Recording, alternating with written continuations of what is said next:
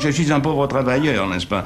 Comme disait Descartes, je n'ai pas plus de génie que les autres, mais j'ai plus de méthode, n'est-ce pas? Moi, je n'ai qu'une méthode, c'est de prendre l'objet et puis de le fignoler. Vous comprenez? Le vice de cette civilisation petite, cette petite imitation de la civilisation grecque, c'est qu'elle veut faire tout très vite, n'est-ce pas? Alors, c'est un peu la chansonnette. Encore une autre, donne-nous encore une, hein, dis donc, je t'en prie. Ah, encore une, ah, j'en veux une, ah, m'en donne une bonne. Bon, ça, c'est de la connerie. Vous comprenez qu'une affaire qui compte par 10 minutes, alors qu'en vérité, les nouveautés, ben, c'est une affaire de 500 années, 1000 années. Quelle a été votre plus grande joie dans la vie, justement? Ben, mon Dieu, je dois vous avouer que je n'en ai pas beaucoup. Je ne suis pas un être de joie, je ne suis pas un passager. C'est pas ça. Ça faut après que...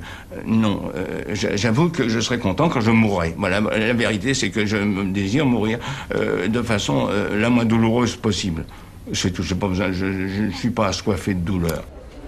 Philippe Solers, bonsoir. Nous venons de voir Céline, Louis-Ferdinand Céline, c'était en 1961, dans un extrait de DVD Céline Vivant, entretien biographique publié par les éditions Montparnasse, où il avait ce petit sourire pour dire qu'il n'était pas très preneur de la douleur et qu'il souhaitait mourir vite. Il a été exaucé, si je puis dire, il est mort le 31 juin 1961. Et le moins qu'on puisse dire, c'est que 50 ans après sa mort, il bouge encore. Ne serait-ce que cette polémique, le 21 février, quand il a été exclu du volume des célébrations nationales pour l'année 2011 par notre ministre de la Culture, Frédéric Mitterrand, à la suite d'une polémique qui posait la question, est-ce que la République peut honorer un écrivain dont on ne discute ni le génie ni l'antisémitisme? On en parlera avec vous, vous êtes de ceux qui disent qu'on peut, et même qu'on doit, honorer l'auteur du Voyage au bout de la nuit, de Mort à crédit, et de bien d'autres. Et vous en parlez en connaissance de cause, vous connaissez très très bien l'œuvre de Céline, et vous avez publié en 2009 ce Céline aux éditions Écriture, recueil d'articles, préfaces, entretiens, qui montre que vous avez écrit sur Céline depuis 1963 jusqu'à 2009. C'est-à-dire que vous n'avez jamais cessé d'écrire. Et heureusement pour nous, vous écrivez aussi, et pas seulement sur Céline. Vous publiez Trésor d'amour chez Gallimard, votre 21e roman. Ce soir, vous allez nous parler de Céline et face au miroir, nous dire, Philippe Solers, votre passion pour Céline et peut-être revenir sur cette polémique et pourquoi doit-on lire Céline? La première erreur du ministre de la Culture, qui va devenir au fil de cette histoire piteuse le ministre de la Censure, ça a été d'introduire Céline dans des célébrations nationales ou des commémorations. Bon, enfin, il l'a fait pas en connaissance de cause. Ce qui me paraît étrange, c'est que le ministre a dit qu'il avait lu Bagatelle pour un massacre, qui est l'objet de toutes les récusations, justifiées d'ailleurs d'un certain point de vue, mais et qu'il l'a lu dans une nuit et qu'il a compris à ce moment-là qu'il fallait retirer ces livres. Or, ce livre, je le signale, n'est pas en circulation. On l'achète sous le manteau. Donc, le ministre s'est procuré un livre qui est introuvable et alors, tout à coup, il a pris feu. Donc, cette affaire est extravagante parce que je ne comprends pas comment on peut en arriver à ce qu'ils se sont dit partout. Céline est un écrivain génial, mais un parfait salaud. Des salauds, nous en connaissons tous, il y en a plein la planète, des écrivains géniaux, c'est très rare. Alors j'attends que les gens qui disent ça, mais très tranquillement, j'attends qu'ils m'expliquent ce que c'est qu'un écrivain génial. Alors, situons-le, il est né en 1894, quel milieu est son enfance? C'était une enfance assez modeste, avec des parents qu'il aimait d'ailleurs. Qu'est-ce qu'il faut comprendre? Qu'il est brusquement jeté, très, très jeune, dans la guerre de 1914-1918. Il a 20 ans. Il a 20 ans. Qu'est-ce qu'il voit là? L'horreur absolue. Les lettres qu'il écrit, on voit très bien, il a été blessé, heureusement, c'est pour ça qu'il a échappé à la mort, mais les cadavres, la boucherie incroyable de 1914-1918 l'a violemment frappé, et c'est pour ça qu'il est devenu pacifiste. Et non seulement pacifiste, mais comme il le dit lui-même, anarchiste jusqu'au poil. Alors là, il y a ce livre étonnant, il se met à écrire, il est médecin, il a passé sa thèse de médecine. Bon, il écrit ce roman, qui s'appelle Voyage au bout de la nuit, Le livre paraît... Chez De Noël. Chez De Noël, et brusquement, c'est un coup de tonnerre, parce que, comme Céline l'a expliqué par la suite, la langue était, pour lui, devenue morte, académique. Il entre là-dedans avec une puissance, une énergie et un diagnostic considérable. Il faut ajouter à sa biographie que ce livre magnifique est dédié à une danseuse américaine avec laquelle il vit à l'époque, qui s'appelle Elizabeth Craig, qu'il appelle l'impératrice. C'est la dédicataire. Elle le quitte, elle part aux États-Unis, ça le choque beaucoup, et il va essayer de la rechercher là-bas, et c'est là où les premières humiliations commencent. Il trouve New York splendide, des Américaines très belles, mais enfin, elle est partie avec quelqu'un qui est juif. Et donc il va commencer à être tenaillé un peu par cette affaire. Il publie un autre livre qui s'appelle Mort à crédit. Mort à crédit est éreinté par la critique. Éreinté. Il en souffre. Et là, il part dans l'ex-Union soviétique, le voyage est traduit par Elsa Triolet et Aragon. Donc, il a un petit espoir, malgré tout, dans la révolution. Peut-être. Anarchiste jusqu'au poil, mais voyons. Il rentre, il publie un pamphlet qui s'appelle Mea culpa, petit livre, Mea culpa, c'est ma faute, qui est un règlement de compte épouvantable contre le communisme, l'Union soviétique. Pour lui, c'est le fléau majeur. C'est le fléau qui va devenir majeur et qu'il impute aux Juifs. C'est-à-dire que bagatelle pour un massacre va suivre l'année d'après. Donc, en réalité, les Américains, ça va pas, les Russes non plus. Qu'est-ce qui reste? Eh bien, une espèce d'apocalypse. Et il commence à délirer beaucoup sur ce thème de l'antisémitisme. Il s'enfuit avec, à la rentrée, si je vous dis, 44. Il s'enfuit avec Lucette et son épouse, au Danemark.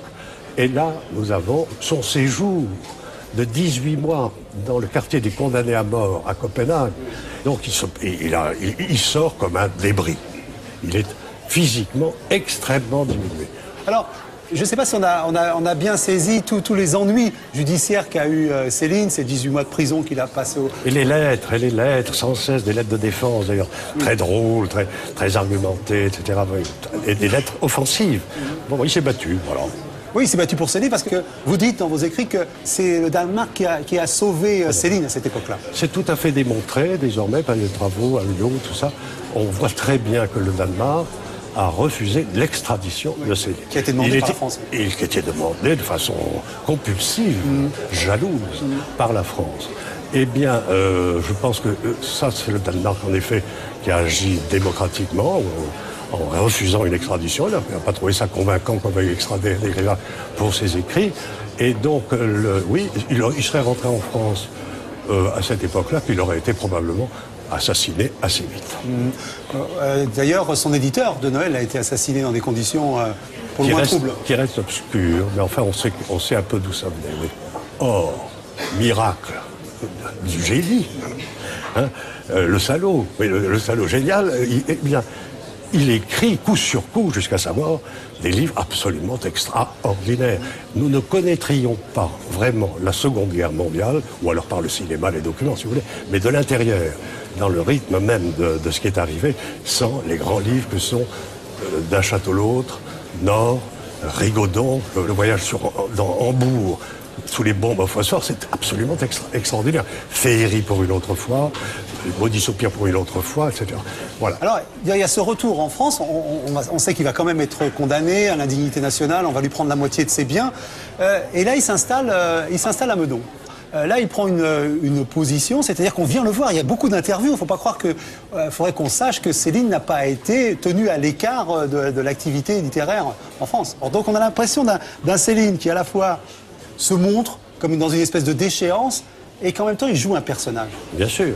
Il joue le personnage suivant, c'est-à-dire qu'il met l'accent sur le fait que dès le voyage, la jalousie a été partout. Il parle de la médiocrité vexée. Magnifique formule. Et en même temps, il revendique hautement le fait qu'on le hait à cause de son style, de son innovation de langage. Mais il était très sûr de lui parce qu'au moment du voyage, il le dit, la littérature en prend pour 100 ans. Voilà. Oui, nous y sommes. Alors, Céline et les femmes, vous avez cité cette américaine, mais il y a cette femme avec laquelle il vit cette débâcle et ce voyage à Simarigan, Lucette. Lucette, qui est danseuse, vous savez qu'il avait la passion des danseuses. Il regardait ça lorsqu'il était à Meudon, elle donnait ses cours de danse. Et Lucette a dit probablement ce qu'une veuve peut dire de plus beau sur sa vie vraiment très aventureuse. Je sais qu'ils ont galéré dans l'Allemagne sous les bombes et tout. Elle dit quelque chose que je trouve admirable. Elle dit, mais oui, peut-être, oui, tout ça. Mais enfin, avec Louis, on s'ennuyait jamais. Alors cette fin, il est en train d'écrire la fin de Rigaudon et il envoie une lettre à son éditeur, à Gallimard, et il meurt le lendemain. Et il termine Rigaudon, qui est un de ses plus beaux livres. Il vient d'achever le manuscrit. Il doit l'envoyer le lendemain aux éditions Gallimard. Hein? Et puis il se couche. Pas d'hôpital. Il dit à Lucette, on me laisse tranquille. Et il meurt dans l'après-guerre. Hein? Et le seul personnage, dès le début, constant, essentiel de tous ces livres, c'est, vous le savez bien, la mort. Donc la mort est là, par-dessus son épaule, la mort. Voilà. Alors, aujourd'hui, vous, Philippe Solers, qu'est-ce que vous conseillez de lire en tout premier lieu de Céline, que ce soit aux jeunes gens ou à ceux qui connaissent déjà? Écoutez, s'ils n'ont pas lu Le Voyage, ils sont très fautifs. Là, vraiment, ils auraient dit déjà. Mais moi, je me rappelle très bien, quand j'avais 20 ans, paraissait dans la LRF les extraits des nouveaux livres de Céline, et je lisais ça, c'était d'un château à l'autre. D'un château à l'autre, il faut absolument s'y mettre. Parce que le début est absolument splendide, c'est une sorte de voyage aux enfers, dans la grande tradition des voyages aux enfers, et c'est prodigieux. Et on lira vos entretiens, Philippe Solers, enfin, votre recueil d'articles, d'entretiens et de préfaces dans la collection Écriture. Comme vous l'avez dit, revoir Céline vivant, il est extrêmement vivant dans cette série d'entretiens édités aux éditions Montparnasse. Et bien sûr, vous lire, Philippe Solers, Trésor d'amour chez Gallimard, ce 21e roman. Merci beaucoup en tout cas pour ce Céline. Merci à vous. Philippe.